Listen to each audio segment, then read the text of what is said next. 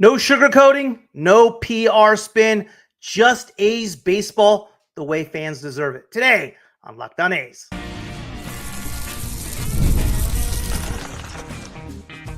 You are Locked On A's, your daily podcast on the Athletics, part of the Locked On Podcast Network.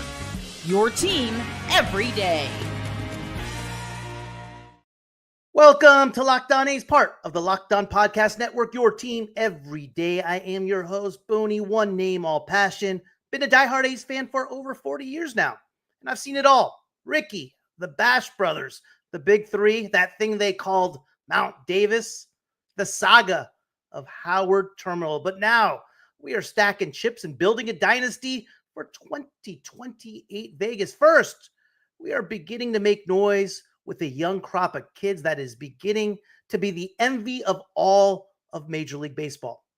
We are free and available wherever you get your podcast, including YouTube. So do me a favor, punch that subscribe button wherever you are following the show.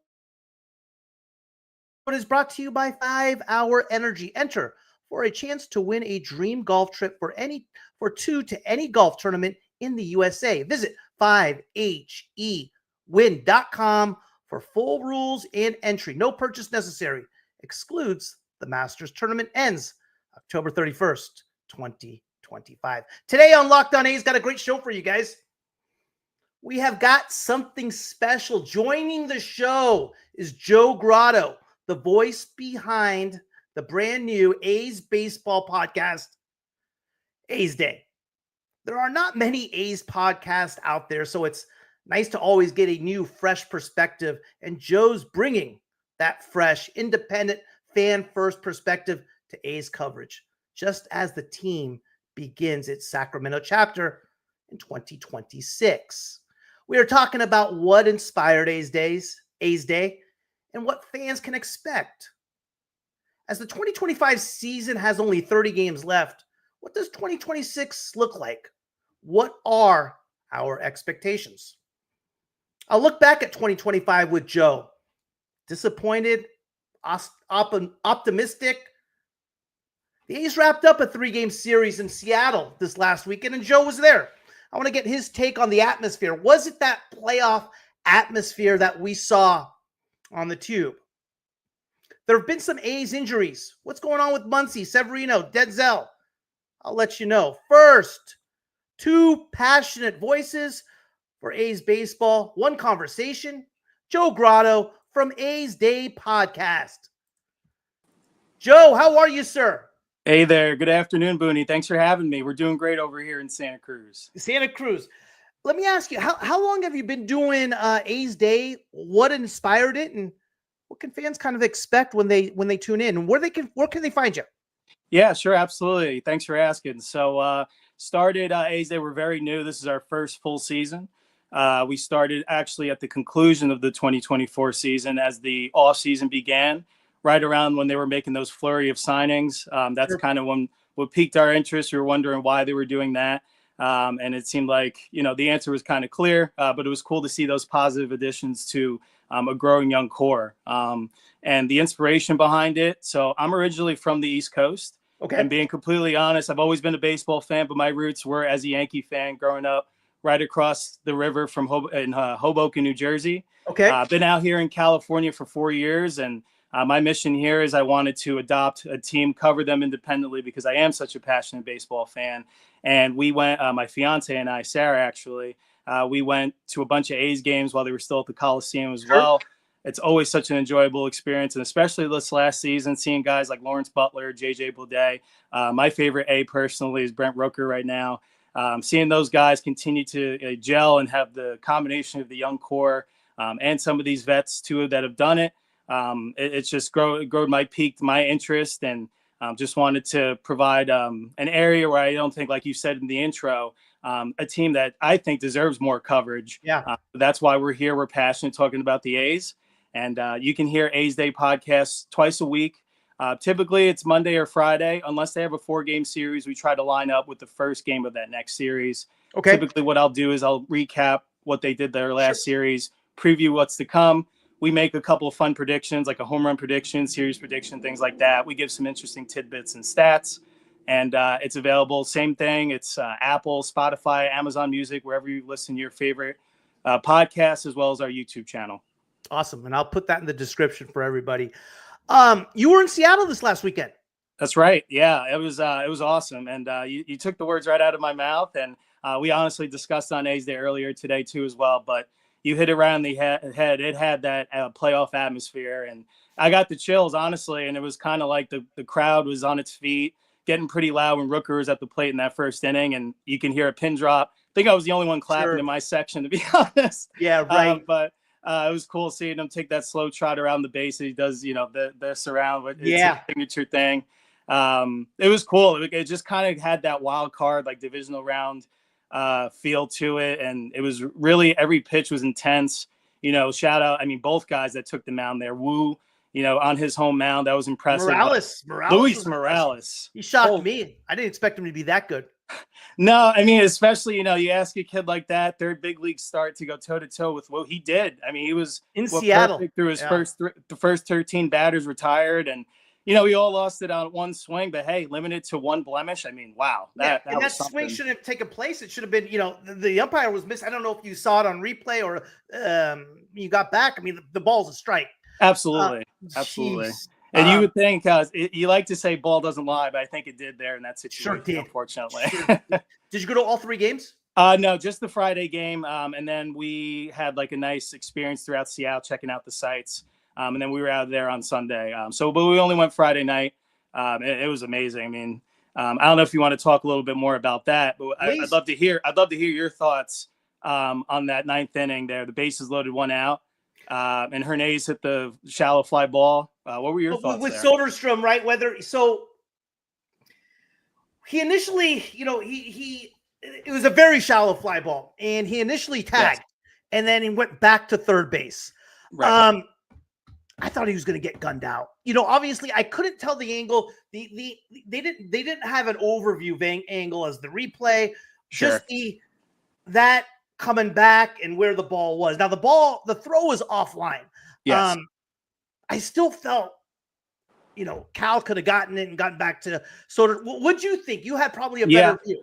I will say, I was curious what it looked like from home, but completely honest, like in my humble opinion, baseball strategy says hold the runner there. I totally get that. Of course, it's shallow, but when you think about the situation where this team's at, right? They're playing great in the second half.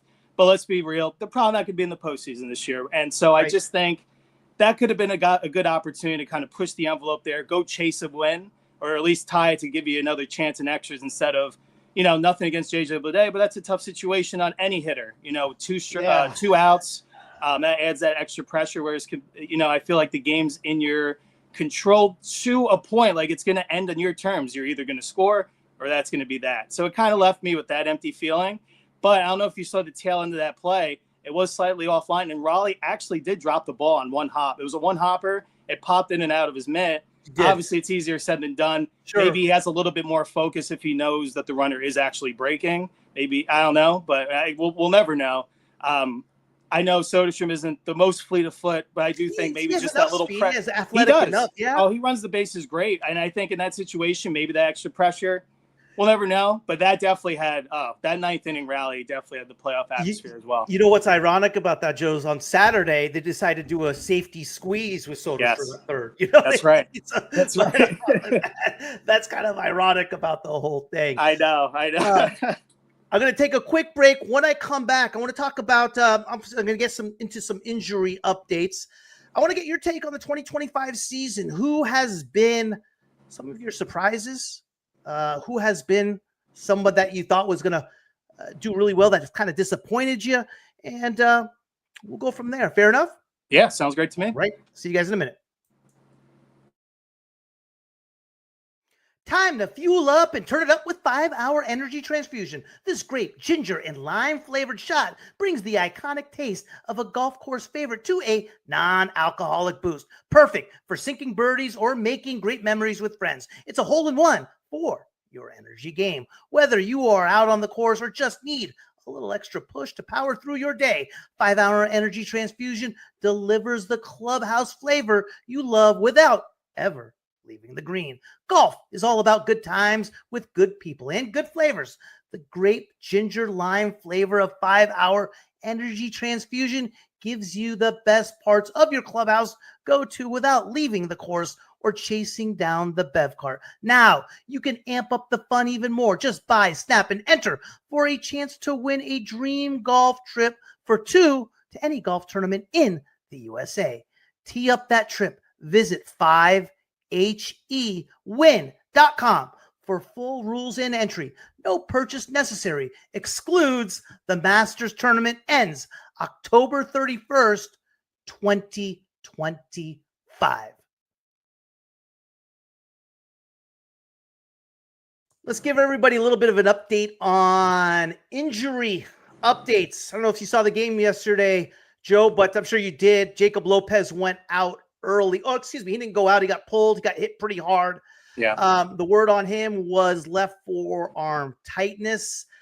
We don't know how serious. Hopefully it's not serious whatsoever. He's undergoing some further evaluations. Jack Perkins, who went on the 15-day IL on August 22nd, right now is shut down from any type of activities, and he will be reevaluated. So we don't know what the deal with him is. And the same thing with Ben Bowden, left-handed reliever. Denzel Clark, who we were expecting back by now, went on the July 22nd. Went on a rehab stint in Vegas, and he pulled his abductor. It sounded like again, and went out again and is supposed to be reevaluated. We do not have word on him. Older injuries. Austin Wins, abdominal strain, August 5th, 60-day IL, out for the year. Severino, left oblique strain, gone on the IL on August 9th. He has resumed playing catch. As far as the latest update, they are expecting him to return next week, possibly. Grant Holman, 60-day IL, went on the IL on July 15th. We do not have an estimated time return. He started gripping drills and is building towards throwing progress. Luis Medina, who was touted as a nice little prospect coming into the year, 60-day IL, returning next year, hopefully. He's continuing flat ground and mound progressions, but again, not expected to return until next year, and hoping best case scenario. Max Muncy went on the IL on July 22nd, right hand fracture. Expected return late August, but he has still not hit. So we're probably expecting some sort of return, maybe mid-September. And then the last one, Gunnar Hoglund, right hip impingement. We had so much hope on Gunnar Hoglund. His first career start was against the Marlins. He looked great. I think this was back in May, and went on the 60-day IL. He's rehabbing in West Sacramento. We don't have word on his return. Hopefully it's next year. 2025 season. Disappointed as far as what you've seen, optimistic, what you expected. Give me a rundown. Kind of a roller coaster of emotions, to be honest, and a lot of positive feelings lately. So it's just kind of one of those things. You love what you're seeing from the offensive side of the baseball. I mean, if you look at their statistical rankings from up and down across the league, they're top 10 in basically all the major categories. So you're liking how, it seems like the slug is there. They're getting on base. I do think as a young team, the plate discipline is going to improve along the way. That's just, I think, the natural development of young hitters. Saw them a little chase happy early on. Sure. I think especially during that May stretch, which we don't like to talk about. Oh, God. That was tough to endure. Yeah. Because it wasn't even like a lot of times they were getting necessarily blown out or anything. It was these 1, 2, 3-run games that, they were kicking it around a little bit more and just leaving runners on. So it was just more frustrating. And, you take a look at that and you see how well they've played in the second half, and you do what could have been. Sure. You cut that in half. They're right in the wild card race. So when you put it in kind of that perspective and butter knife it a little bit, I think there's a lot to like from this season for sure. You like how they've played against Houston pretty consistently for the most part. Definitely improved performances against Texas as well, especially that 4-game sweep earlier was very impressive. And I think, and then you scratch your head and you wonder, where does it go wrong against the Angels? So I do think that's been a sore point. And then when they're playing Seattle, every game feels like a dogfight. It feels like a playoff-like atmosphere in either building, to be honest, just the way those two teams match up well against each other. So honestly, I think when it's all said and done, we'll see what these last 30 look like. But I think right now there's a lot to like and a lot of high hopes for 2026. Who out of players coming into the 2025 season, who has been players that you had a big outlook for that's kind of disappointed you? And on the other hand of things, who surprised you? Yeah, so we'll start on a little bit disappointing. I think he's shown flashes, and I think it's been a little bit more streaky, a little less production. I think Lawrence Butler expected a little bit more out of him this year, and I think he'd be the first to admit that. OPS in the 7s.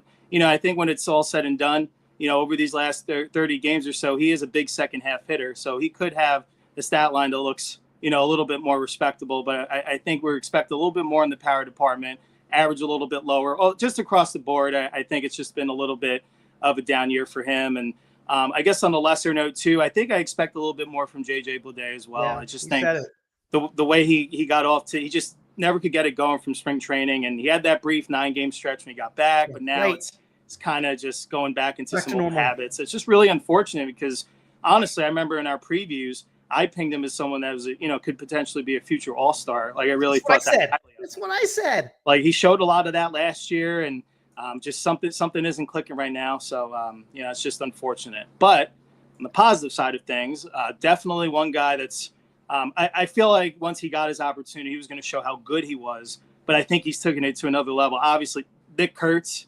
I mean, that's just unheard of what he's been doing. I think he's hitting right around 400 since the All-Star break. Yeah. He's hitting with authority to left field with absolute effortless. By the way, going back to Seattle, seeing his BP was it really? It's a work of everything. It was left field, dead center. I mean, it was ball after ball. Is that right? No doubters. Yeah. And you can see he works with an intent, but all he does is touch it and it just goes. Sure. So it's just really exciting to say. Not only and this is nothing against Jacob Wilson because he's had a heck of a season too as well. He had a great series in Seattle too, yeah. Yeah, absolutely. But I just think Nick Kurtz is having not just he's not proven just to be one of the best rookie in my opinion, but he's one of the best first basemen in all baseball right now, and he's going up there with all the sluggers, and he's doing something right now that only 4 other guys have ever done, which is 25 plus homers and a 1 OPS or higher. So that's, as long as he finishes strong, that's impressive company. Yeah. And then on the hill, didn't really know what his role was going to be when they initially got him in the trade with Jeffrey Springs, but Jacob Lopez has been an absolute wonderful. He's been awesome. He's been amazing. Awesome. That 4 or 5 game stretch before the Seattle start. 26 straight innings or 24, excuse me. What it got to 26, I believe. Yeah. I think so, absolutely, and 36 strikeouts over that time frame, just absolute dominance, and giving the offense opportunity to add on to their lead and just feel like he's in cruise control at times. So impressive stuff from the rookie. I think he's exceeded my expectations for sure.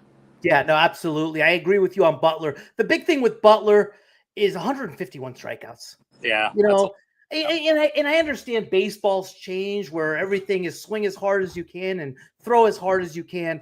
But when you're striking out at a 30%, 35, it's a little too much. And absolutely. RD says Zach is back. Zach Geloff just got called up a little while ago. And we need a good Zach Geloff. I'm not super excited about Geloff getting called up. I don't think we had a choice. They DFA'd Urias. Saw that. We weren't going to re-sign him. And sure, Zach Geloff's been on a home run streak, but he's, again, when you're striking out at 35% in AAA, it's an issue. And I've said it on past shows as well. It's like, well, he's hitting a lot of home runs. But you know who else did really well in AAA in 42 at-bats was Seth Brown. Seth Brown hit 500. And in 42 at-bats, he struck out 3 times. That's right. Gio Urshela hit 500. He couldn't hit the ball to the warning track when he was with the A's. Shea Langoliers hit 600. I mean, my point being is the Vegas League, the PCL, And the jump from AAA to Vegas is huge. And listen, Absolutely. there's no one that we need a good Zach Geloff. Because he's incredible defensively and he adds depth to that lineup. I'm rooting for him big time, but there's a lot of things he still needs to work on. Because right now, all we have seen from Zach Geloff is a second half in 2023 when he was good, and we haven't seen anything since then. So we'll see. I hear you. He's in the lineup tonight, batting 7th. So that is exciting. I'm excited to see him play. Got to take a good break. Everybody, Locked On does have a message for you. They are asking for a favor, and I'm going to relay that message for you right now. We have an important request. Locked On wants to hear from you. We have put together a survey to learn more about our listeners and make your favorite podcast even better. This is your chance to tell us what you like, what you don't, and answer questions about our advertising. Go to lockedonpodcast.com/survey to get started. Everyone who completes a survey will be entered for a chance to win one of 10 $100 Amazon gift cards. Again, that's lockedonpodcast.com/survey.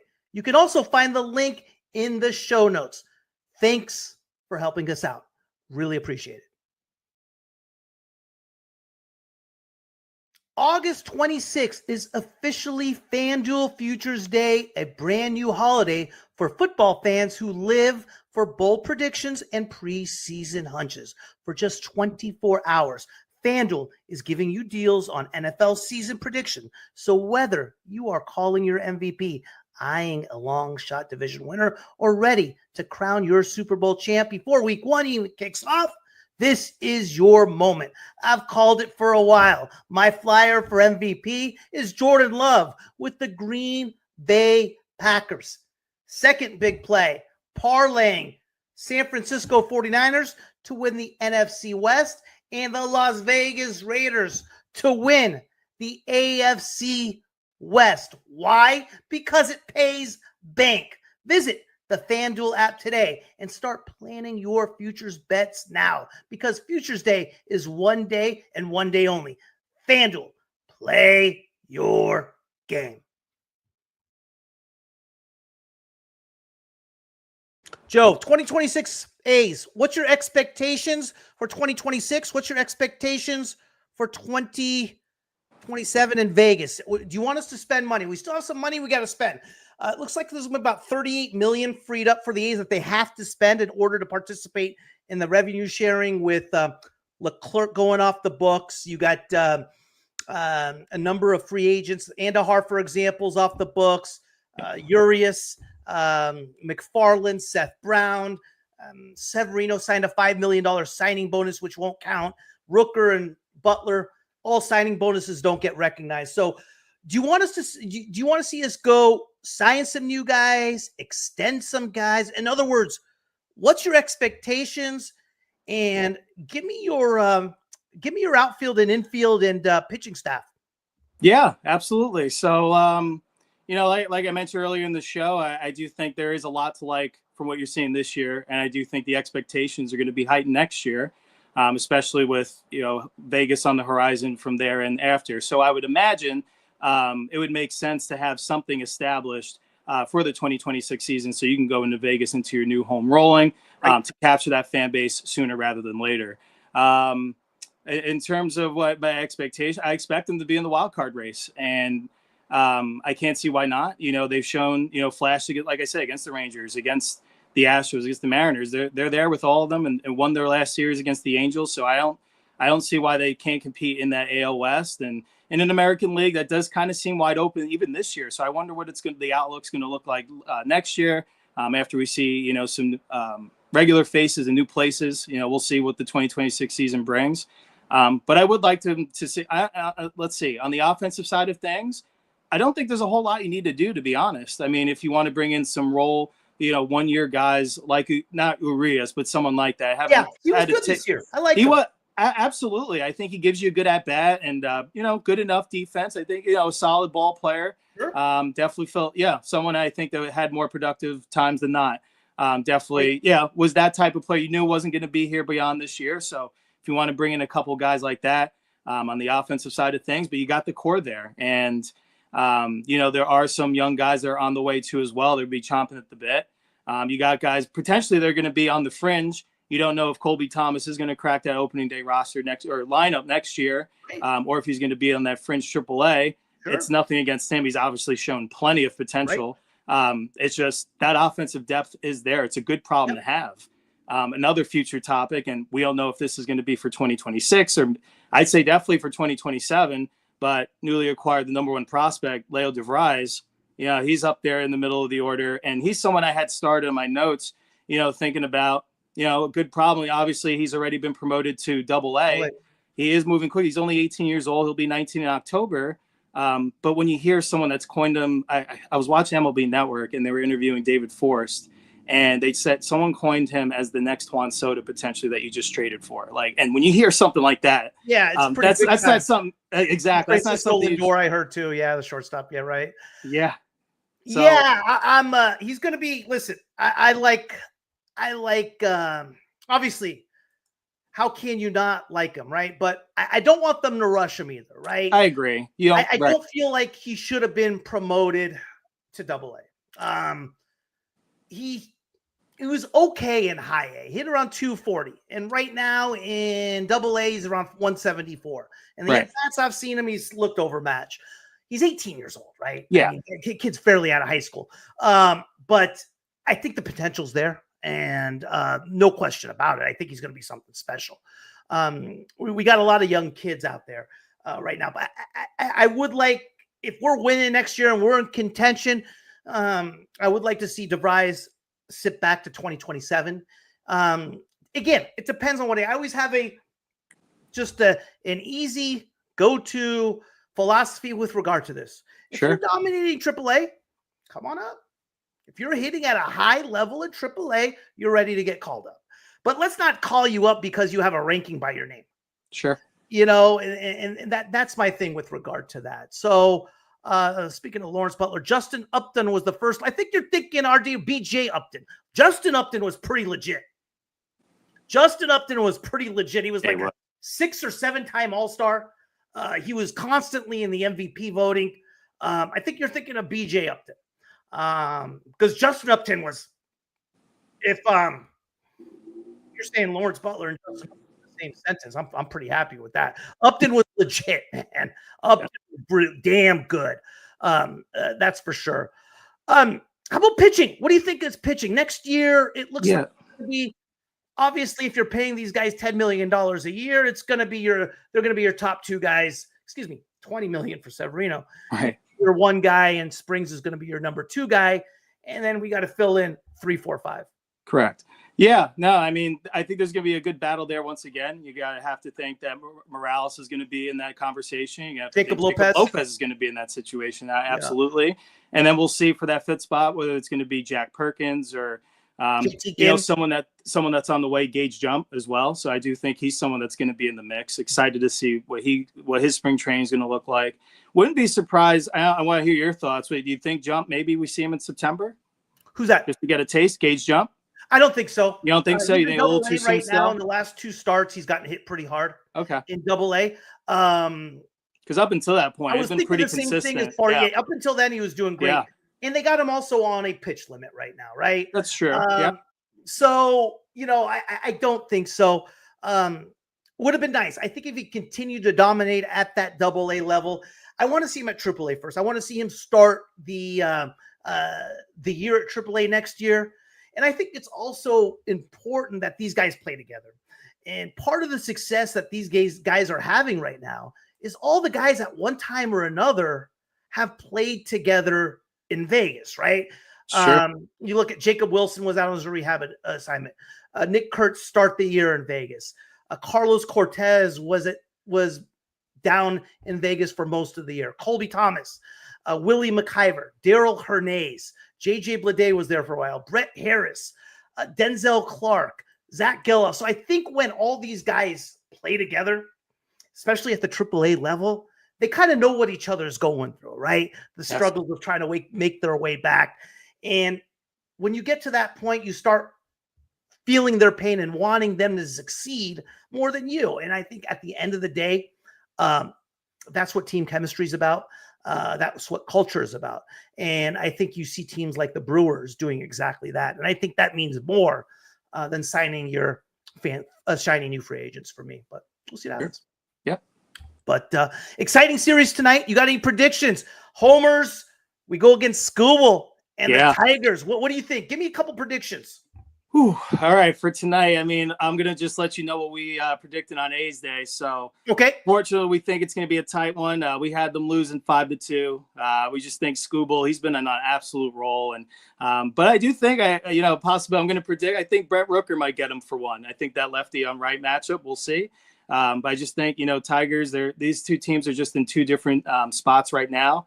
And Tigers are showing why they're one of the American League's best. Hopefully, I am wrong. I want to be wrong on that. But I do think it'll be a tough one tonight, but definitely will be must-watch television, I think. What was your predictions in the Seattle series? So I had said that, let me think. I had said that the A's were going to win 2 out of 3. Okay, close. Yeah, I was close in that game one. On it. Absolutely. I didn't think we have a shot at that on that Sunday game, the way Gilbert started coming out and throwing it, man. I mean, he was locked in. He struck out 5 of the first 6. On 13, everything was moving. He seemed even, I know he's a high strikeout guy, but it seemed even tougher than usual. I mean, he was so good, man. Hey, Joe, thank you so much. Everybody, I'll put Joe's information in the description. Check him out. A's Day Podcast. Awesome listen. Joe, thank you. And hey, let's get one for the A's, huh? Yeah, absolutely. Let's go A's. Holy Toledo. Thank you for making Locked On A's your first listen every day. For your second listen, find the all-night Locked On MLB game night. Every game, every night, until a World Series champion is crowned. Get local analysis on a national scale. Find MLB game night on Locked On MLB on YouTube or wherever you listen to your podcasts.